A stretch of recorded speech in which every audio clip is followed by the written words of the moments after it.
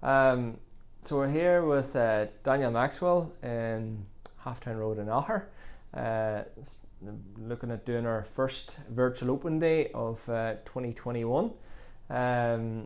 So Daniel, maybe just outline what the farm setup is and what sort of enterprise you have and who's working with you on the farm essentially. Basically it's me, my father and my uncle on this farm, and we've about 120-30 cows in total. Farming on 100 acres, own 100 acres, and rent probably the same again. And basically Holstein cows, nearly all of them, maybe a lot of British Frisian cross, but majority Holstein animals. 305 days obviously, and calve all down to, well, most sack semen and a few beef straws as well. Okay. And what sort of other enterprises are you working with on the farm? I rear chickens for Skye, and my father, he has broiler houses for my park as well. Very so good. I have as well, so a lot going on. Yeah, so you're kept busy then. Yeah, I kept busy Good. for a day or two anyway. And what sort of, how do you describe your cows? Because obviously within the Holstein Friesian there's a lot of variable types, and what are you looking for in cows going forward, or what have they been and just what are they now? Probably not too extreme, just not too stature wise, not too extreme. Just good chest width and teat placement obviously, and looking forward. Milking speed is critical in terms of robot farming, but the British Friesian now, they're a different kettle of fish. Yeah, they're already thick. Yeah. In more sense than one. Yeah. The and you were grazing a few years ago, weren't you? Well, we stopped grazing last year for the first. Whenever these went in, we had to graze night and day. Yeah. So we would have, and then that would have started probably April, May time, and then would have probably extended it maybe to the end of September, depending on weather. Okay. And have you been thinking about robotic milking for long? Is it It's been going on a while. Originally we thought we would put in a parlor, but then the longer it went on, the more we thought about robotic milking, and in terms of probably this last 5-6 years, it's been more in my head anyway, it's been more of a thought, simply because it was taking so long in the parlour we were in, and there was so much else going on other than the cows to get round. So now it's more flexible in terms of the robots. When Dada's hens going out at 5 or 6 in the morning, everybody can't be everywhere at the one time, and same with myself in terms of vaccinations and stuff. And so you've been thinking about it a good number of years then, and did you change the breeding with a view to going this way much, or just the certain bulls we used? We didn't really, it was sort of a bit of a shock when we went on it. We'd originally thought our cows were slow milking cows, but when we got on it we realised they were actually dead on. It was more the equipment that was out of date rather than our actual cows was anything wrong. Yeah, how old was the parlour actually?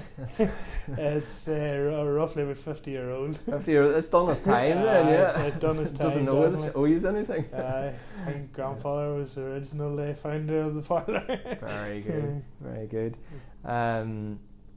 So, yeah, I mean, obviously you've been thinking about it for a while, and then what was involved in the process of actually making the decision? What did you do to help you make that decision? I think it was more the different visits, and the more people we talked to, they realised that the flexibility of time was really correct, and you had more time to do what you needed to do elsewhere, and look, there's things being neglected where they should have been looked about, and now you just have time till get to those things so you do. So that was main point from my behalf anyway, to get things done. And so the visits to other farms, was that a critical part of making your decision? Definitely. You seen how they worked basically, and how relaxed he was in terms of going about his day, whereas the parlour is you're up and you could be fighting with heifers, you could be doing anything, and it puts a lot of pressure when you need to be elsewhere. Yes. And so you still have to fight with heifers. Oh, you still have to fight with heifers in the robot or the parlor. Yeah, it's just maybe not as intense. Yeah. Whenever it was taking so long, like we were spending 3.5 hours in the parlor in the morning. Yes. And then that doesn't include washing up. Like, yeah, was it 1 or 2 people in the parlor, or 2 at all times? 2 at all times. Yeah, so 2. Yeah, about 14 hours or 7 hours in the day milking. Like, for each person. Yeah, but then probably a bit of washing up, and then you had the feeding or what to do after that. And cows get fed throughout milking, probably slowed it down too. Like, because we always fed like milk from the jar. We never used powdered milk until this year, actually. So yeah, it was taking that sort of length of time. So what have you been doing with yourself since then? Is this sort of all freed up time, feet up and taking it easy? Yeah. I wish. No, there's still plenty of things to be done that weren't seen to beforehand, and tidying up, and at least to get calves horned in time, calves tagged, everything sorted in time. Like, so all the routine jobs are kind of done. Oh, done quicker and done sharper. On time then, essentially. Yeah. And vaccinations for cattle and cows and everything, at least they're done when they're meant to be done, and you're not putting them off because you've other things to do that come priority to it. Like. And I suppose in the decision making process, reversing back is to going to robotic milking. Obviously, time is a big factor. And obviously there's plenty of milking robots out there. What was the main things that attracted you to the Lely Astronaut A5 milking robot? How quiet she was. Was a main one. She did, like, there was the cows seemed so content in them. Even now I realise it was the right choice, because the heifers literally don't mind going into them. They can be difficult to get in there, but they come up and they look at them and there's no problem. Like, it's not as if they're put off by like the sound of an airplane landing, basically. And I like the free flowing access to the robot. There's other companies obviously use different gates, which I didn't really like, because the cow was sort of trapped and she couldn't get out when she made the mistake to go in, obviously. But and then the actual robot itself, the cow is very open. The cow can see her surroundings, whereas if she's stuck in and something scares her, she spooks completely. Like, whereas that way she can see everything that's going on. And the free flowing access as well to the robot. The cow can go when she wants, and she doesn't need till if she's not ready to milk, it'll let her on through. Like, then she can come back again in 20 minutes time. You see them queuing up there whenever they think it's near time, then maybe even stand and block other cows from going in until it's their time to get milked. But no, it was difficult choice, but the right choice at the same time. The backup support is in first class. Like, if I make a phone call, they try and help you on the phone before they actually come out. And most of the time since it started, any wee hiccup I have been able to fix it myself. Like. So I have. So would you say 90% of the time that there's only been probably two things that I've had to call someone out. Oh, right. So since July, July last year, two actual call-outs. Two actual proper call-outs that just took to something. Pretty good. I think if you're handy with your hands at all, and we will talk people through fixes on the phone on the majority of the instances. Oh, definitely. It was just small different things that weren't major at all. Like, there's no major. How did you find the startup process anyway? And it was a bit of a shock to the system. Well, maybe not so much me, for I knew what was coming, but to Dad and Cyril now, it was a bit of a shock, I think, how intense it was going to be. Yeah. To be honest, like, you had to be there day and night, and so that it paid off in the end. Like. And how long did it take for, say, the majority of cows to start going through it themselves? I would say 3 weeks. Yeah. 3 weeks. 3 weeks until the majority of cows were going through themselves. You seen by the middle of the second week that it was taking shorter and shorter time to get them through in their batches. But it wasn't to probably the third week to, I'd say, about 50-60% of them were going through themselves. But after that, it took very little time at all till they're all basically going through themselves. So probably what, a month or 5 or 6 weeks or something. Months to 5 weeks. They were all a whole lot. Pretty much going themselves. You always have the odd straggler, but you'll have that any time of the year. Like. It's okay. And what about help round startup? Did you? Couple of useful boys. I see. Oh, it's good to know. Yeah. No. It was the first week was first class. Like there's people there day and night. Like, and wasn't anything went wrong actually startup week, which was even better. So no, everything was first class. Okay. So it was. First 3 or 4 days was toughest. Well, first and second day was the toughest. The rest of that, they knew what they were going into, kind of job. Like. Yeah, they realise they're getting a bit of meal in here. It's not a bad place to be. Yeah. Well, they're getting most of the meal in the parlour, which probably helped us. Right, okay. There's only maybe 2 kilos going in the feeder wagon, so they were getting. Right, so you were already quite a low amount going through the feeder wagon anyway. Yeah, I think that saved us originally because they knew they had to go to get milk to get their sweeties. Whereas if they had been getting it in the feeder wagon, they mightn't have been as keen to come to get milked. The parlour wasn't feed the yield, like it was just a flat rate. Whoever was in decided what they'd get. Probably a little bit of variance there in terms of what was actually fed to the cows. Okay, high yielding cows would have probably got up in 9-10 kilos obviously, where now they're getting what they need, whereas before they wouldn't have been. And then if they misread a cow coming into the parlour, so she might have got less than what she actually needed. Yes. And how have you found managing the robots and managing the cows since then? What have you seen as the big differences? You have more time to manage your cows. I'm not sitting worried about cows not going through or cows kicking. They all sort themselves. We had 11 kicking bars in the milking parlour whenever we were milking, and now I don't have to stand by any. Okay. It just went from 11 to 0. Like, that's pretty good. We're actually baffled at how quiet they took. I think it's more nobody was annoying them, nobody was fidgeting at them, they were just left to their own devices. Like, it's the cow freedom thing, and sort of cows are left to their own devices and they're getting a bit of meal and they get on with. Basically they'll do that okay. What about your routine and sort of morning and night? Come in here into this nice office with a computer and so on, all sitting here. Don't see no heaters, mind you, so you'll not stay here too long in the winter time. That's maybe a good thing.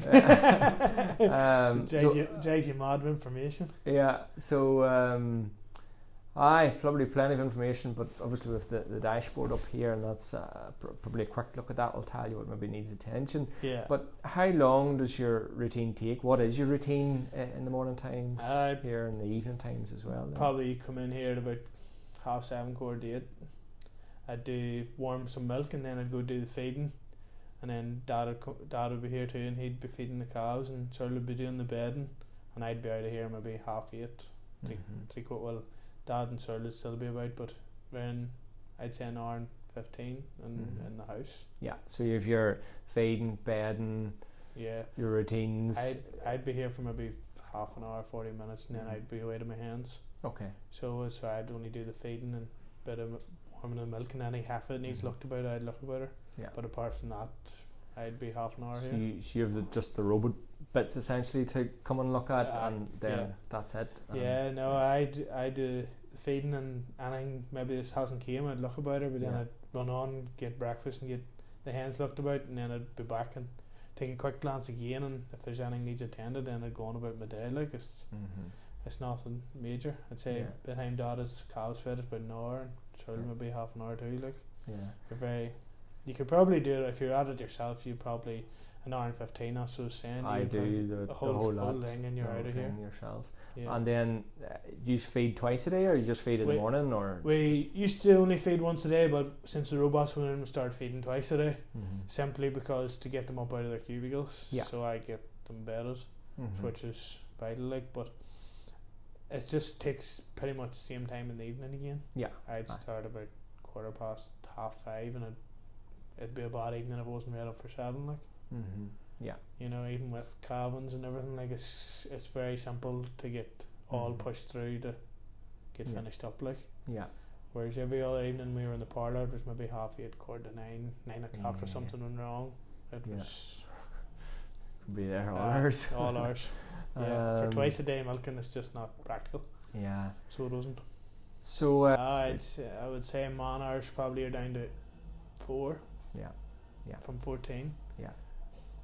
And that's including everything. Whereas before 14 hours would only a Aye, that was just the milking. That was just the milking. That wasn't all the other jobs. Man hours would probably have covered up to 16, 17 the last time. Aye, to do everything if you're including everything. So 16 to 17 down till 4 or about 5. 4 or 5 hours, to do everything. So that's quite dramatic and sort of massive. My poor mental arithmetic's about a third of the time or so roughly. Yeah, definitely. So the other 2/3, as you say, then goes towards managing your cows more. Flexibility, like something needs treated or something needs looked about, you can go do it. Whether it be the hens, whether it be a cow, whether it be calves, heifers, you can, or even this time of year slurry, like, and it'll be the same when it probably comes to silage as well. Like, you know, you can go do what needs attended to rather than stand a milking parlour. Like, you're not clock watching. No, you're not like, I need to be out of here. Have you still been doing that? Have you? Skays here in half an hour. I need to get going. Yeah. Waiting on boys to turn up and different things like. Yeah. You find then yourselves sounds like you're under less pressure. Yeah. Oh, massive. Yeah. Definitely. You're not. In the evening, you're not sitting thinking, it's 4:45, I need to get around here to get the parlour started. You know, you're not. It's more relaxed. Definitely more relaxed. Like, I'll definitely give it that. I'm sure Dad and Cyril can. Have they had a new lease of life? Do you think? Are they starting to sort of sprightly run around the yard now? Some days they're standing twiddling their thumbs. I don't know what to be at. Too much time in the day now. Yeah, possibly. I think mum's maybe a bit happier. Dad's doing a bit more. Happier or unhappier was that? I don't know. You need to ask her probably. That's okay. What about the heat and rumination? I mean, how have you found that? Do you do your own AI in, or do you have somebody in to do that? Or? No, we do our own AI in between me and Cyril. Cyril does the most of it now, so he does. Okay. But yeah, no, it's very good. Like I was saying, it picks up any extra movement at all. Like I had a cow calf down there last week, and it picked her up as being on heat because I knew before it actually came down, sent a signal to my phone down at the house that she calved because the visit behaviour or the heat she detected her as a heat. Like she was getting very upset. Sort of distress calving. Very good now. It picks up most of silent heats, nearly them all, like and then it'll bring up what sort of maximise heat she's under, like. Your timing as well of when to serve. Yeah, no, that's very good as well. Like, you can go in, and if she's just not ready, you just leave her another lock hours and come back again. Like, I think that's one of the critical things is that it's picking up the heat and rumination every 2 hours. And so if a cow comes on heat, within 2 hours. Yeah, that's just the rumination is probably the main one for every 2 hours. Yeah. To be honest, because of different diseases and different things. Yeah. If a cow takes a serious illness, rumination's the first thing will stop. First thing that goes, and it picks it up within a couple of hours. Like, it's vital to get it stopped that quickly. Like anything, I suppose, if you do intervene early and quick, then you find you cut most of it out. Yeah, you successfully treat a lot better. I think it was the second or third week I had a cow took E. coli, and I saved the quarter, and she's still milking away there. Like, it was only for it when you wouldn't have caught it. Like, you'd have been waiting till the evening time to get her milked. Yes. And you would have seen it then. She wouldn't have her nuts or whatever. Yeah. And them few hours quarter's gone. It is. Them few hours can make the difference between of you. The cell counter's been good. You can, any cow that goes up, you see her pretty much done every other milking, like, and you can go check her out. What's wrong? A sore foot, or is there something wrong with the bag? And maybe a bit of udderment cures it sometimes. Yes. Which is class. You don't want her washing every time she gets milked, like, so. Yes. And you find, I suppose, has that helped you reduce antibiotic usage? It has massively. Like, the cell counter's been a great job. Like, there's a heifer came in and she was a wee bit high, and I treated her udderment for maybe 10 days, and she was, after that, she was away again. Like, she was grand. And how would you compare, say, your mastitis treatments? Can you remember how many you were using before in the parlour versus now, or say for in lactation? treatments? Our cell count and our cell back count, somatic cell count was always very low, even in the parlor. Yes. So any mastitis we got was a major case. You know, it was critical, which is why this year's the rumination collars are so good for me, because the cell count hasn't changed at all. Yes. Even since we changed over, it hasn't went up or down. It's still steady. It's in around 50, something ridiculous. So it is. Yeah. Which is good. But as you say, although you know that obviously leads you at risk of pretty severe acute cases, then and as you say, then having the rumination that can catch them quickly. It catches them critical. Before you even near see it yourself. Like the cow doesn't even know she's hardly getting sick before it catches her. What was your main, I suppose, hopes for it and expectations, and also fears of it? Hope that it's worked as well as it has, basically. At the time it was a wee bit nerve-wracking sort of that it'd work out, because we'd done so much work, you know, building wise, tank wise. We'd spent a lot of money in terms of getting to here, so it was just more nerve-wracking that we hadn't wasted our time, that it would work with our cows, that they were fast enough, that they were going to produce enough to pay for the robots. There's a lot of things just running through the head that we were doing the right thing, like. So it was just a matter of settling all those down till get on with it, basically. So you're hoping for extra milk to essentially pay for the bills, really, but the bills were the basically, fear, obviously. So well, that was the main fear, to be honest. But my main hopes were just that it would all run smoothly, like that I would made the right choice, like. To be honest. And what's your favourite 3 things about the robot? Our accuracy, in terms of everything, like our data accuracy, our accuracy which is putting the clusters on, our accuracy in the rumination collars is all I spoke about. Just in general, accuracy is mainly my favourite thing about her, to be honest. Flexibility I've already touched on would be another favourite thing, like, because you can do what you want, and if there's anything goes wrong. What was your comments to me one day that you were like? feel like a suck farmer now. Alright, very good. Not having to milk cows, just having to look after them. That's not one way of describing it, isn't it? Definitely. No, you're just calving them down, and you're looking after them, make sure they're in health, like, and looking after and rearing cows, like, it's just it takes a lot of stress, which is I can see from dad and uncle, it's just been made a massive impact, like. I'll put the de-stressing one as the third one then. I don't know, too much de-stress is good either, to be honest. This is it. Where were you this time last year versus now? I mean, ultimately we're now sitting here in February. Startup was July last year, so we're roughly 9 months or so into the project, and I suppose in a comparison, you would have milk record through who's your milk go to? United Dale Farm. Our milk goes to, and we'd always got Alan Beatty. He'd done our milk recording here, like, so he'd came and took the samples once every month, usually at the start of every month, and took them away. So this time last year in February, it was 27 kilos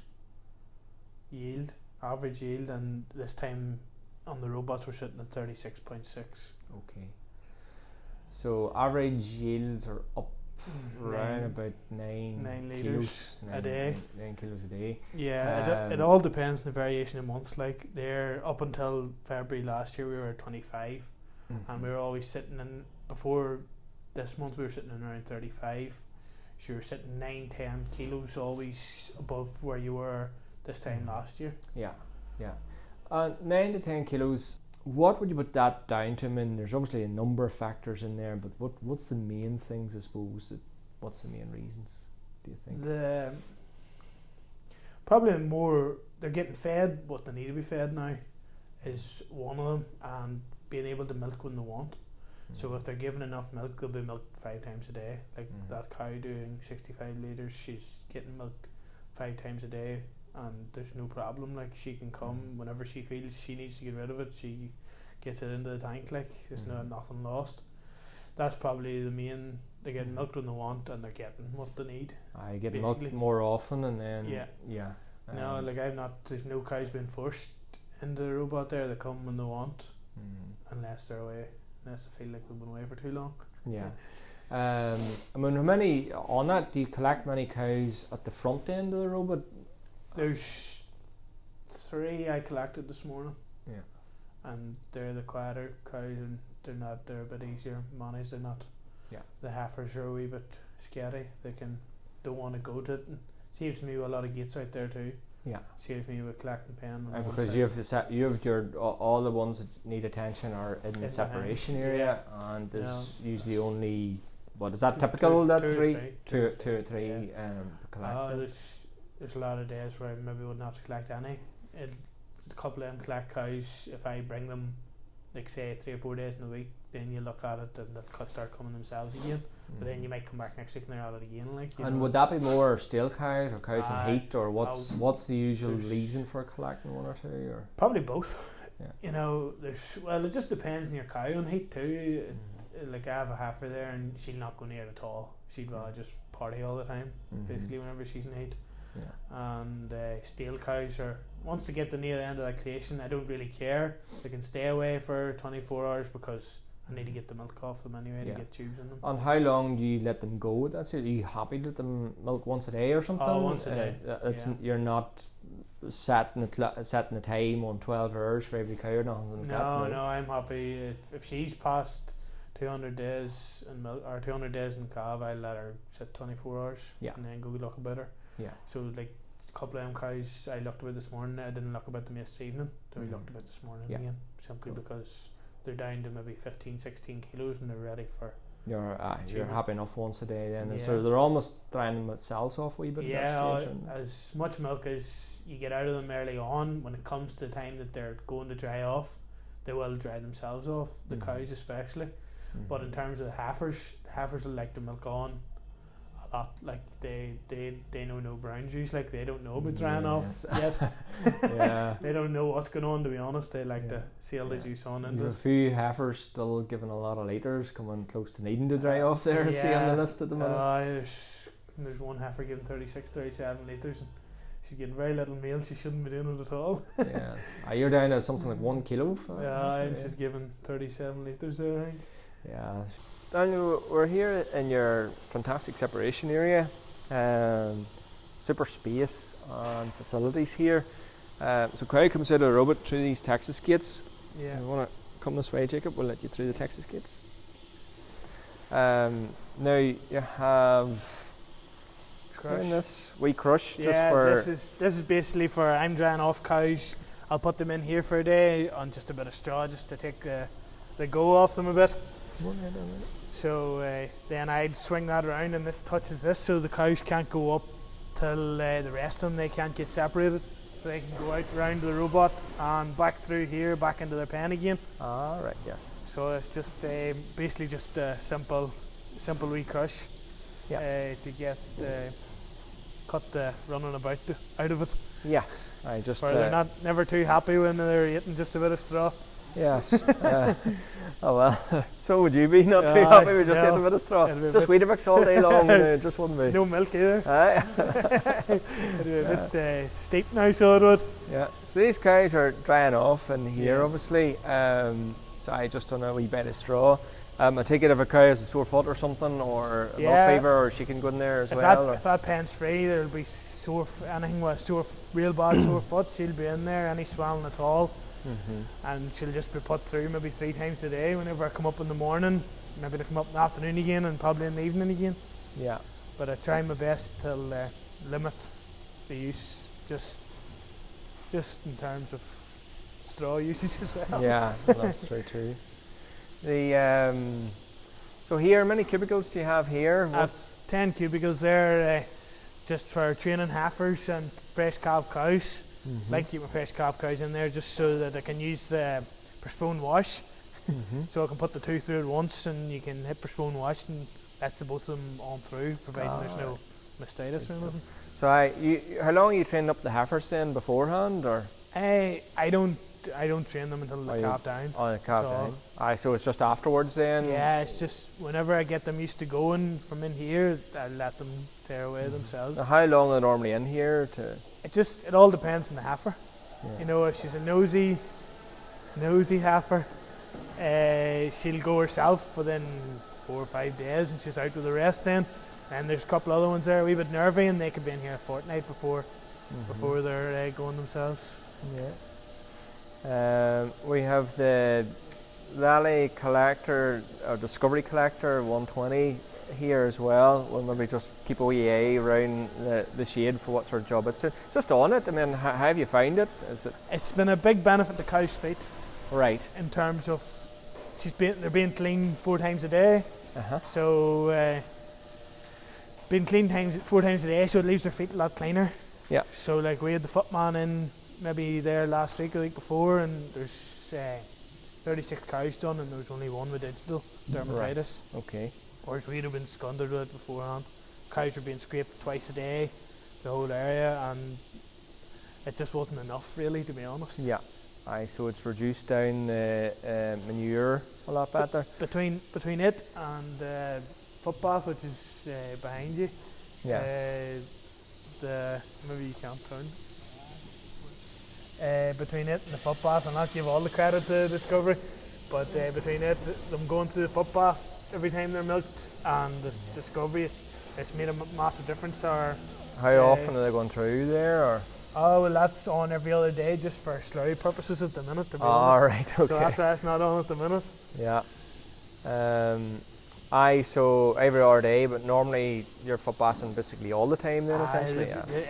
During the summer it'll be on every day, like, but it's just we're a wee bit tight for storage at times, so the had to get David Sampson out till change it for me. Okay. Cool. Change the routine. Just change it till every 2 days. I mean, they can walk through there quite happily when it's empty too. It's not as if I've just seen that cow going through and she just. It doesn't bother him in the slightest. The dander on through there without even thinking about it. Yeah, the way he set it up was it's every other day it's filled with your liquid and whatever, and the second day it's washed out itself. It washes out twice, so the jets will go and just. So it's still even these days. It's not been used. It's still washing out twice. It's not bogging. It's not full of shit every day. So a few tweaks to the control box. Yeah, all the control box has been a good ad. yeah, good. Adam and just footbathing them once a week whenever they were in originally before when Right. the parlour. So you went from once a week, once or twice a week till basically every day most of the time, except for when slurry's getting tight. Working here, it's throwing a jet of water out at the front and a jet of water out at the back. If you're getting tight for slurry space, you can switch one of them off if you want. They're only going on 3 runs in the day, to be honest.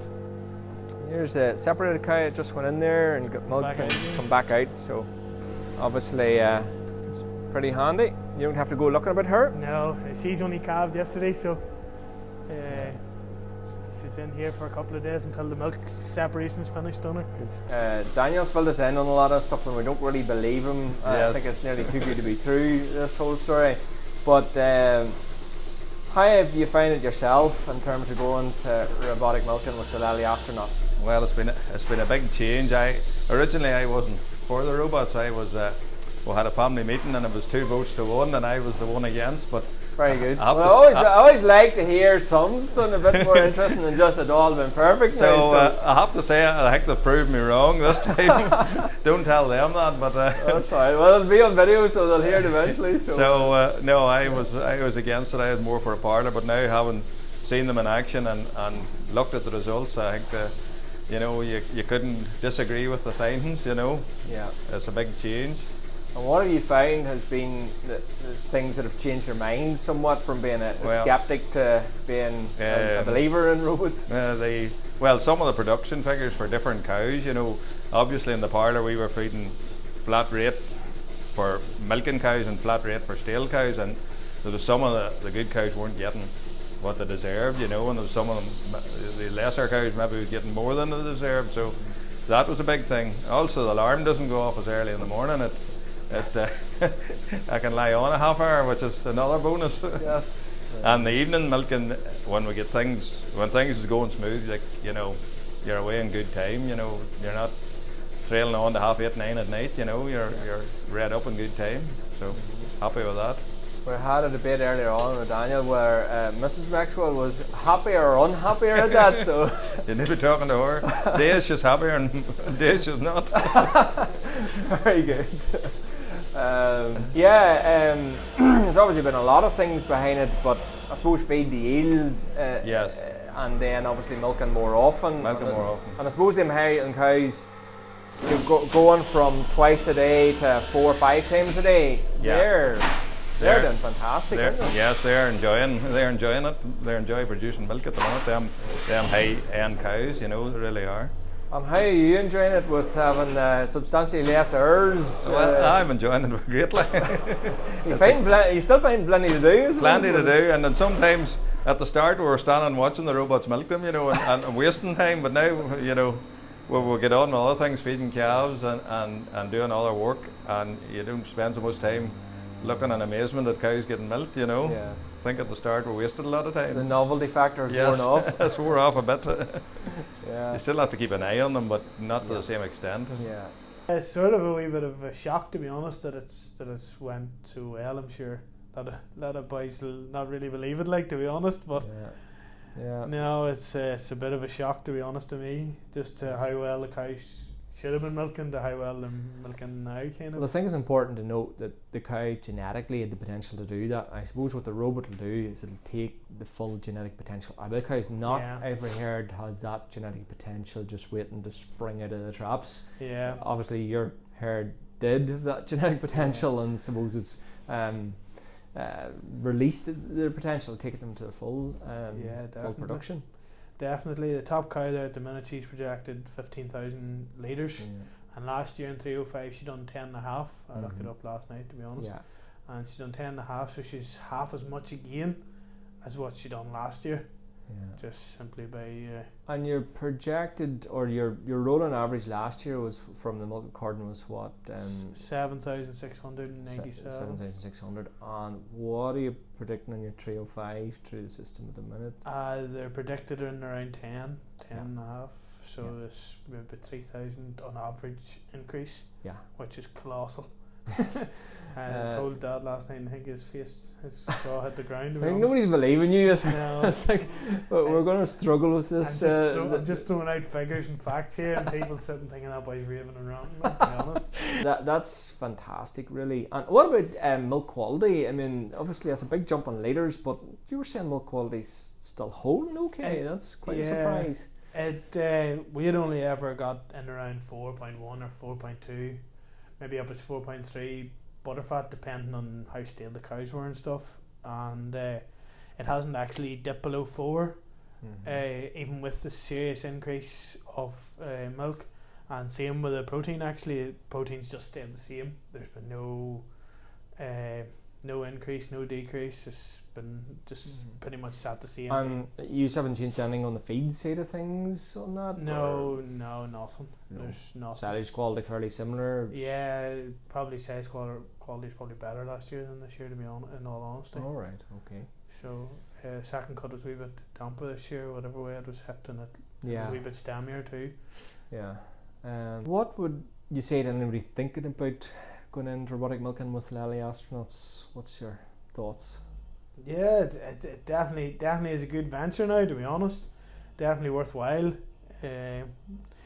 You'll definitely get your extra milk. Well, I definitely got my extra milk anyway, but it's definitely, you'll get everything that it says in the tin, like. Yeah.